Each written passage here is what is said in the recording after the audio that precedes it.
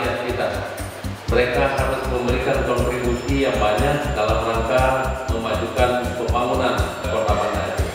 Dengan saran dan pendapat ataupun usulan-usulan dari masyarakat, tentu kami akan dengar, kami akan memahami, yang tentunya akhirnya kita akan menindaklanjuti agar proses pembangunan di Kota Banda Aceh tepat sasaran dan capainya visi dan misi kami mewujudkan Banda Aceh gemilang dalam mimpi karya.